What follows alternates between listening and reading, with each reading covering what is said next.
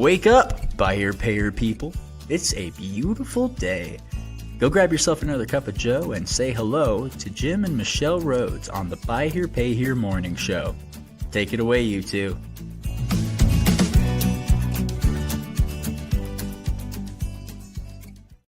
Hey. Oh, hey. Is it time to do the podcast? It's time okay. to Okay, I'm here. Yes, I'm it here. is.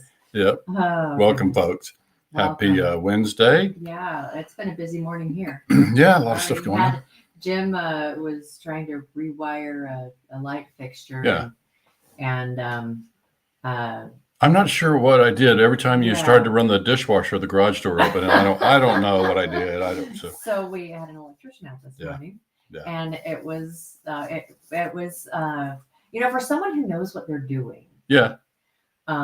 It's an easy fix. Yeah. Because the minute you told him what was wrong, he was like, "Merp, I bet you I can tell you what happened." Yeah, his facial expression said, "I can fix this in 5 seconds." Absolutely. Yeah. And we're the tie-in to what we're talking about today is there's a tie-in of loving what you do. Oh yeah. And there's got to be a sense of just accomplishment and satisfaction that comes from someone who can solve a problem the everyday person just can't. Yeah. So, and I'll do a side little. I know we're talking about buy here, pay here dealers, but I'll just do a quick plug. This world is in need of electricians. And it's a great profession. Okay. So I've been watching different reports that say that there's like electricians and plumbers and welders and those kind of service industry are, it doesn't matter how your customer's everybody. Yeah. Yeah. Good point. Absolutely everybody. Yeah. So.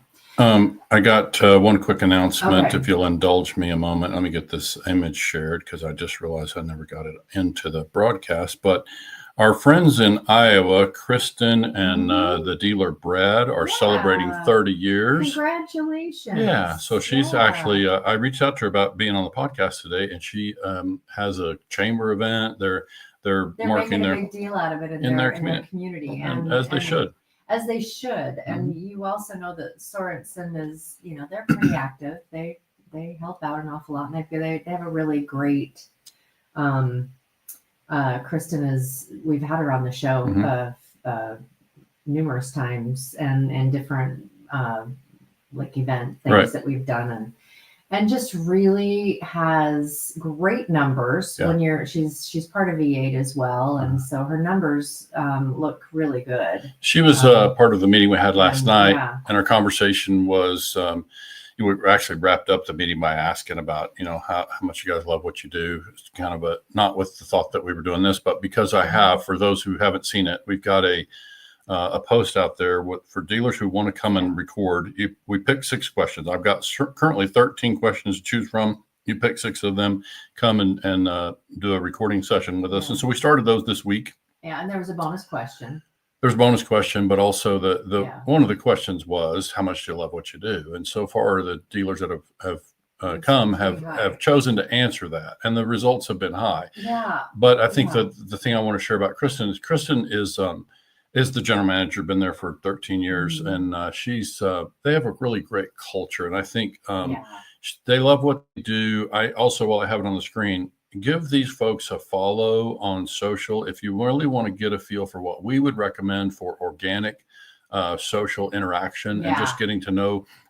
They're kind of starting to fire up a TikTok page, but certainly they have a Facebook page as well established, and they have some fun over there. So check them out. I've really, like I said, I've enjoyed hearing what Kristen has to say, and she works really hard on that culture piece. In there, and that kind of ties in a little bit to what we're doing as well today, our topic. I would say about that, Michelle, I think they put in effort, but I think they have fun. I don't think it's but there's a difference.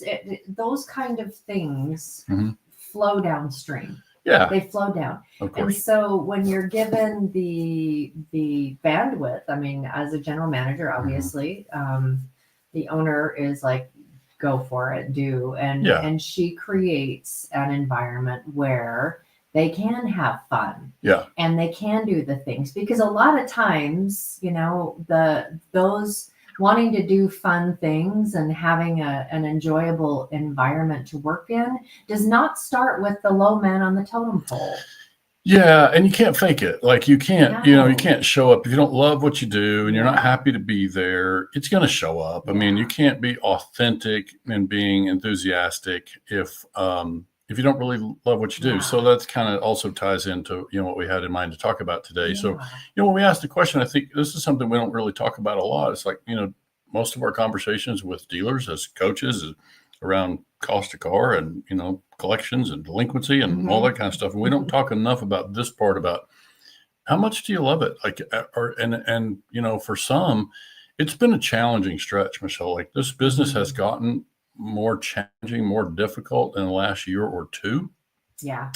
And so I think it's a time to do a little bit of a gut check and just kind of check in with dealers and how much do we love it? Do we want to continue to do it? Is obviously the unasked question in that, but it's like, do we love what we do? And I can say as a former dealer, I really enjoyed it. Like before I was ever a dealer, I was an entrepreneur. I was a partner in a business when I was 24 years old. And so I came from a real strong desire to be involved in entrepreneurship. Yeah. And then buy here, pay here in particular as a way to be an entrepreneur was really intriguing, especially coming out of the new car space. You know, I had been a salesperson and sales manager in new cars before I got into buy here, pay here. And when you step away from that environment where you're depending on a lot of other people to be able to do business in a buy here, pay here environment, especially as a dealer principal, I mean, you get to decide. You get to write the rules, so to speak. I mean, obviously we have compliance and things to, you know, regulations to live within. But as far as how we do business and the way we portray ourselves in business and how we set ourselves up and who we agree to underwrite, you know, that's a beautiful, flexible part of that. If you were to say, like, what were your top 3 reasons why you loved? What was attractive and why you loved? It was when you had your dealership. It was the independence element that I mentioned, like Autonomy. I said, autonomy, right? The other is just the idea of just helping people, like the idea that you're able to have an impact on lives practically every day.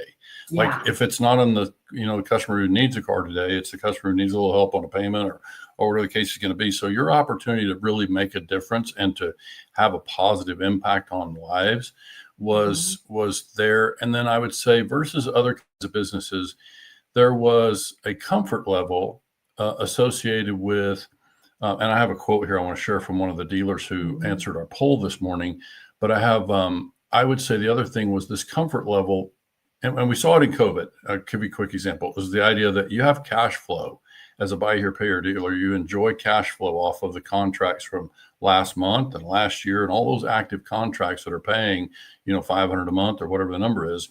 Then you have that cash flow, even if you stop selling for a week or a month or 3 months, like you did in COVID, you still are enjoying the cash flow off of those contracts. And so it's that's an appealing part of the business is once you make that investment and commitment and take the risk to grow that and the investment to grow the portfolio, then you enjoy that cash flow. You know, it's one of the things, the second thing you mentioned about being able to help people. Sure. It's an interesting thing to observe how, you know, a lot of straight line businesses, and those of you who are newer to the podcast, we speak in things of straight lines and squiggly lines. Squiggly lines are the intangibles, the emotion, the, you know, the things you can't put a dollar sign typically to.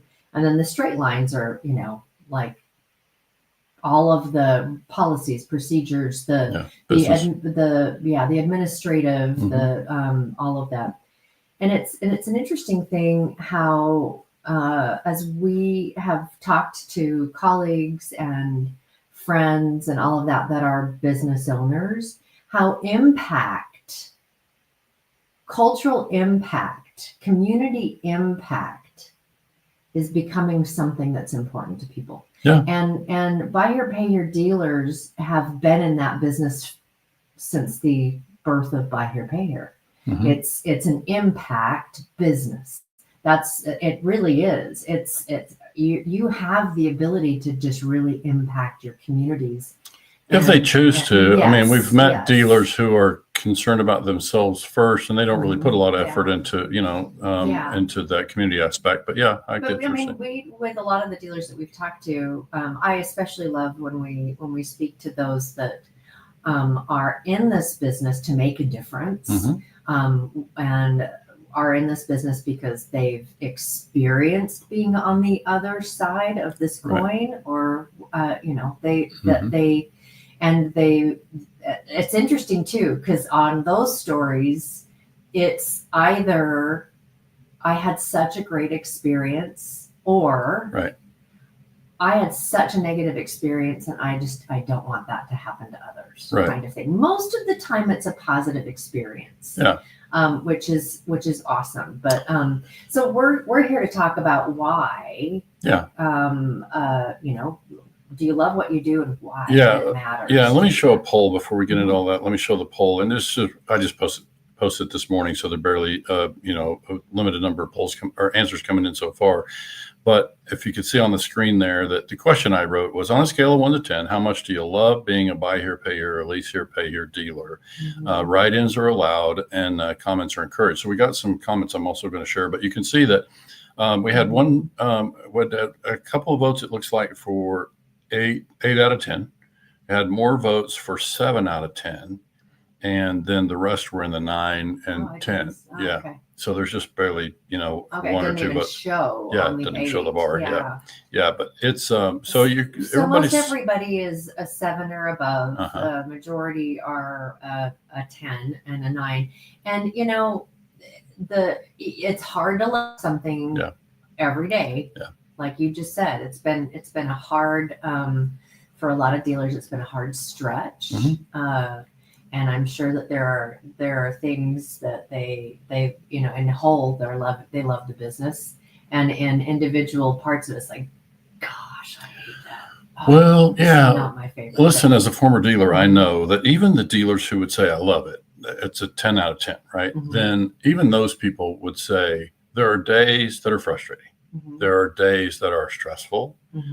You have that, but you're going to have that in lots. If you're the boss, if you're the check writer and the person on the business, then that's going to be probably true with any business.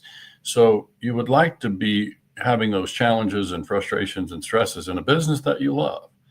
Yes. And it's the kind of work that you love. So I think just because you say it's a 10 out of 10 doesn't mean there aren't days that are, you have challenges and frustrations and irritations. And obviously, those who are outside this business who might hear us don't know that dealers have been having a rough stretch in terms of charge-offs. You alluded to that, but it's like they're experiencing high repos. The economy circumstances seem to be driving some of that, but we're monitoring that pretty closely. And I would say overall, it looks like our dealers are still tracking in a very consistent way. It's kind of that old thing I talk about. It's not going to change a lot for us in our business. If dealers are experiencing higher charge-off, the question becomes, how well are they doing with their recoveries against those charge-offs? And so how much does it really affect them financially?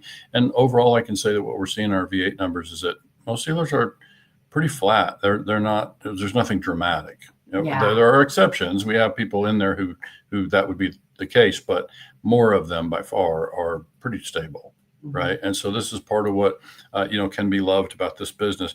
Let me share a quote from some of our members or some dealers rather of that group who commented. I only showed a photo first of John Davachi. Some will know John. So John gave me permission to share his quote this morning. I didn't ask him about permission to share his photo. I wanted to just helpful sometimes to put a face. So let me tell a fun story about John. When I met him finally, I knew him through social media, like a lot of people. I finally met him at the conference in Vegas last June. And when I met him, he said, "I've been looking forward to showing you that my business card is transparent." So the Wednesday thing. So this is John Davachi. Like he lives and breathes transparency and integrity in business. And so let me share his quote. You want to read it, Michelle? I get it on there. Yeah, absolutely. It says, "Best way to be in business. It's where the rubber meets the road and truly helping people. If I were a salesman at a franchise store, I wouldn't hit it. Wouldn't hit the same. you'd have to make them walk the plank to the outside finance company, be at the mercy of the warranty and service contract company, and wouldn't be able to call the shots to help them through a tough time. As a buyer payer dealer, we have strong resilience in market turbulence. Not only we are held steady financially by a book of established customers, but we also get to have a higher level of satisfaction with the depth of the relationships we build with them. Amen and hallelujah. So thanks for that comment, and thanks for permission to share it with others. In the church of Buy Here. That's right. That's right. That receives an amen. It's like our friend Karen Barnett say, preach.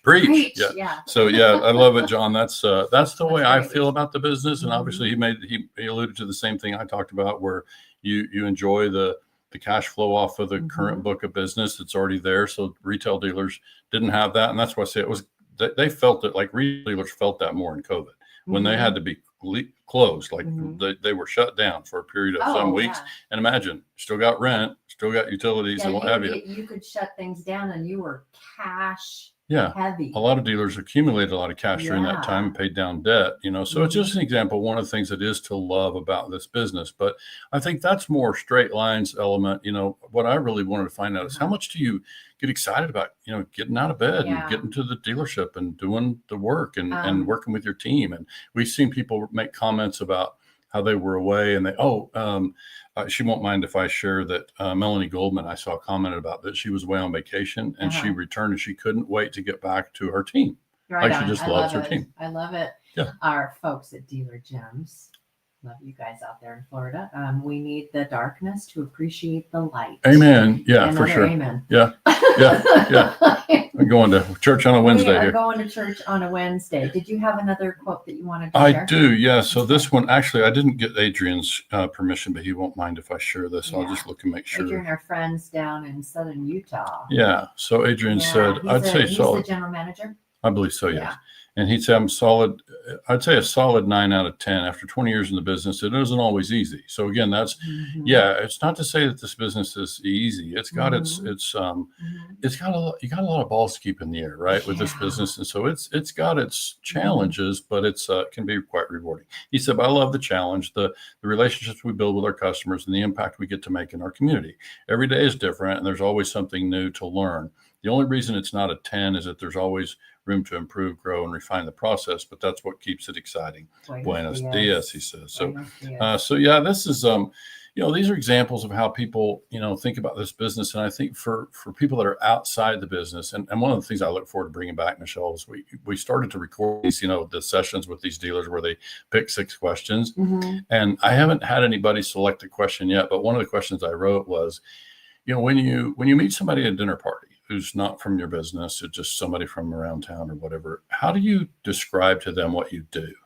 Because I always found that was interesting. Like, you and I have that as coaches to just explain about the buy here, pay your business. Yeah. And for dealers, when they meet somebody, how do they tell them what they do without sounding like they're, because there's a stigma, and so we have to be mindful of that stigma sometimes when we meet new people. Oh my gosh, I could wordsmith the hell out of that. Oh yeah. And it's like, I help credit disadvantaged people be able to get their feet back underneath them and help solve problems. Yeah. And they're like, oh, tell me more. And it's like, I help them get into a vehicle so they can get into, get to work. And sure. I think there's an awful lot that you could have some fun with, like your elevator pitch. Yeah. And, we work with a lot of friends and things that are in the entrepreneur and business, and they're always, tell me what you do. And it's a continual refining because it's a continual refining of that elevator pitch about what it is you do and why it matters. Yeah. So let's talk about one of the things of why it matters. I feel like for us to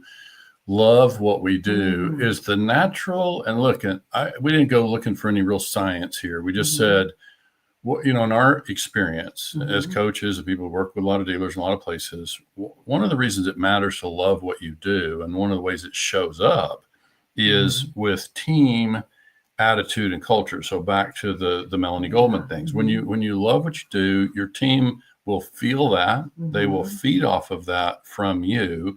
And they they won't really fit in with the culture if they don't also love being a part of it, right? If they enjoy the daily work but it's not to say that's not naive. It's not that they don't have days that are hard and they don't have to deal with things that are frustrating, but to get excited about showing up for work and being willing to stay and do what's necessary and whatever else, then if you as the dealer owner love what you do, then that's going to spill over to your team, which is going to spill over to your customers and even those people that you do business with in your community.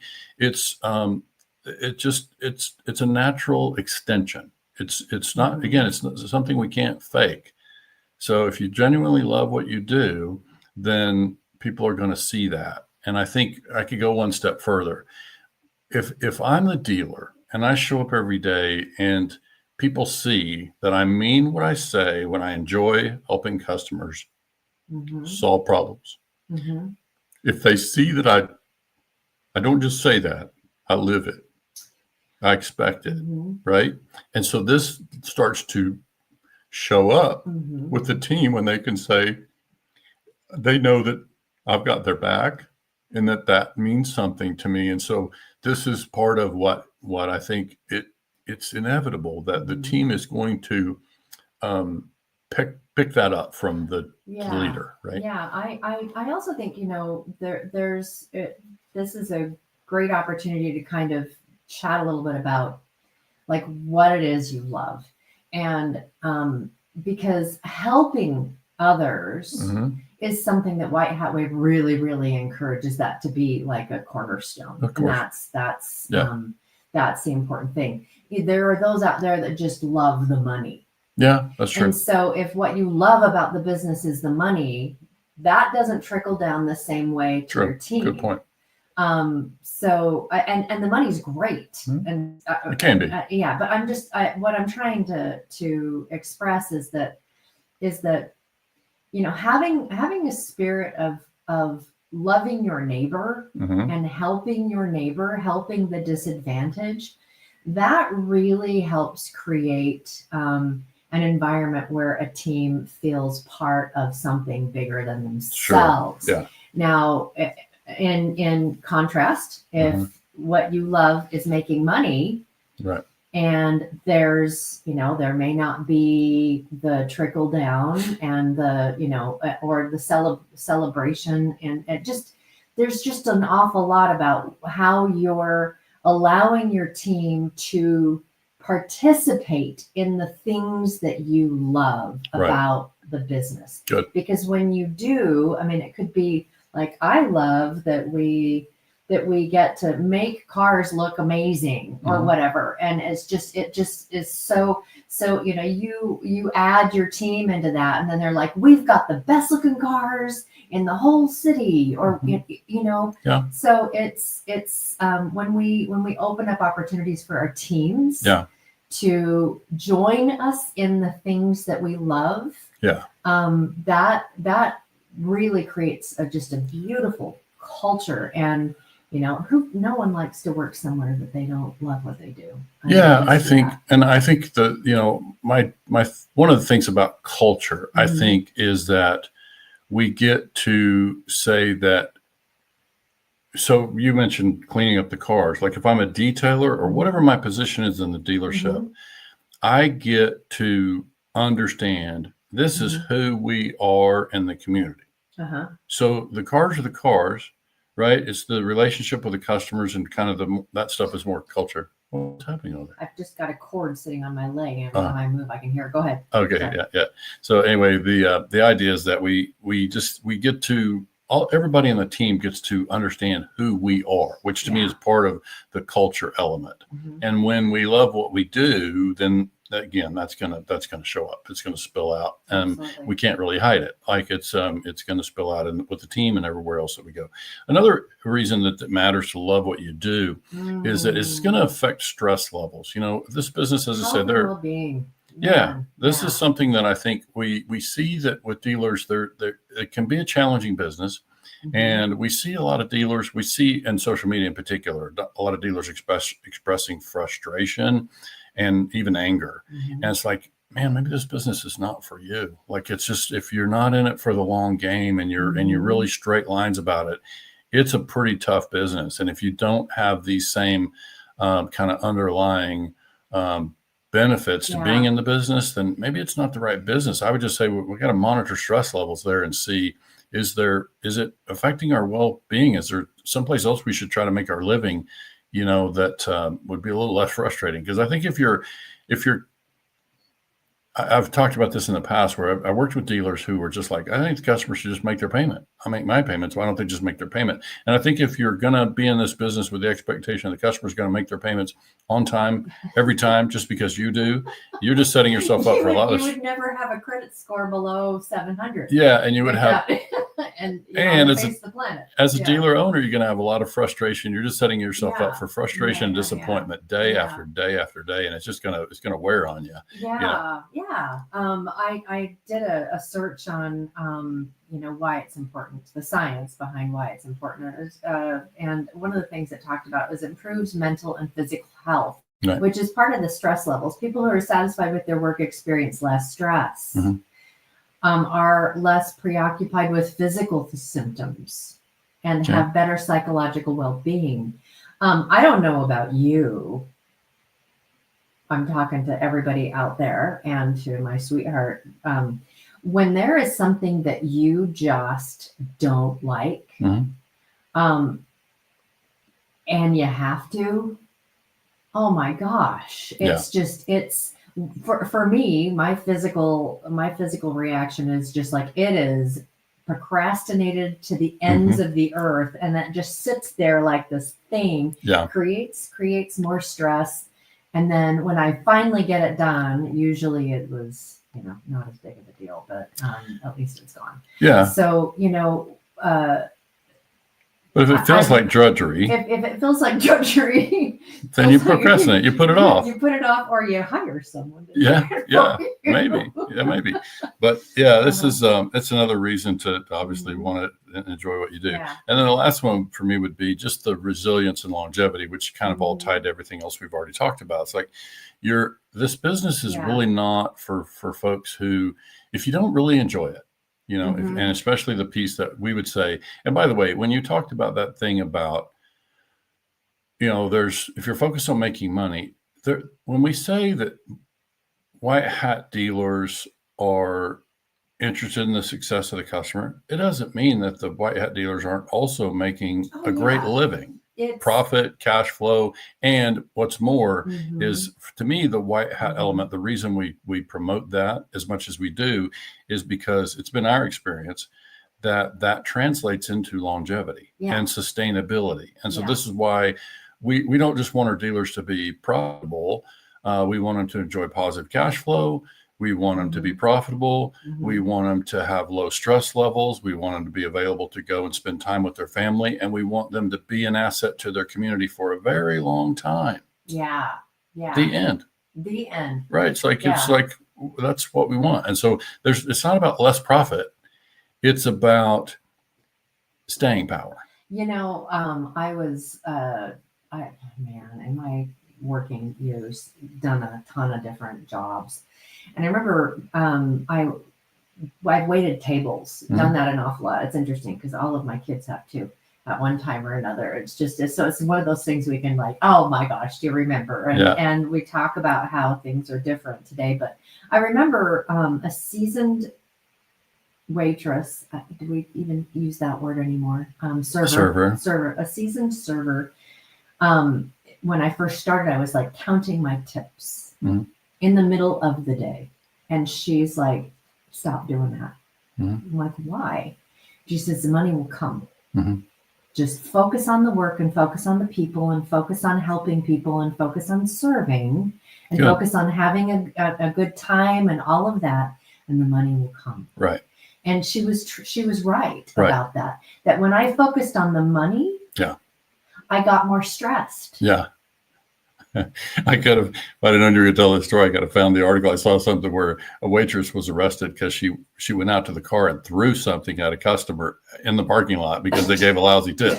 So It's like that's the other end of the thing. Well, exactly. So if you don't pay any attention and you just scoop it and put it and scoop it and put it, and at the end of the day, but when you focus on the wrong thing, when you focus on how people are behaving badly, that might have just been one table in an entire slew, and it changed her attitude enough that she would leave the premises and go throw something at someone. Yeah, and how could that not affect? How could it not affect the next customer? The next customer is going to get lousy service because the server went to jail. So it's like it's going to affect your day. Yeah. But anyway, I think we covered the parts, Michelle, that I wanted to cover today. I appreciate you folks tuning in. One quick word: by the time we convene for the next White Hat Wednesday, there's a possibility I'll be able to show folks the new white hat that has been ordered finally after all this time. I have not. Are we going? Yeah.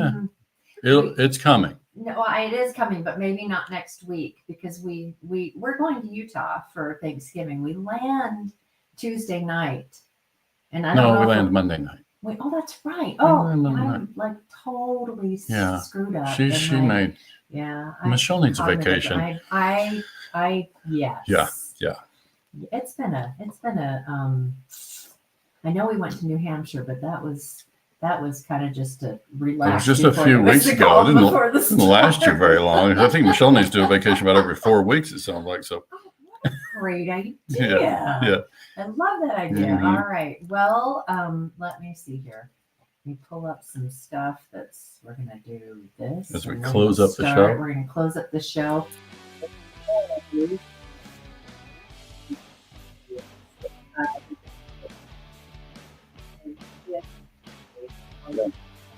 We hear from some of our dealer friends that it's like, in between or when I'm out, I'll take a listen. And so thanks so much for joining us. And if there's something that you would like to have us have a conversation about, or would like to be part of the conversation and come on the show, or just also stay tuned and find out when I finally get around to decorating my wall.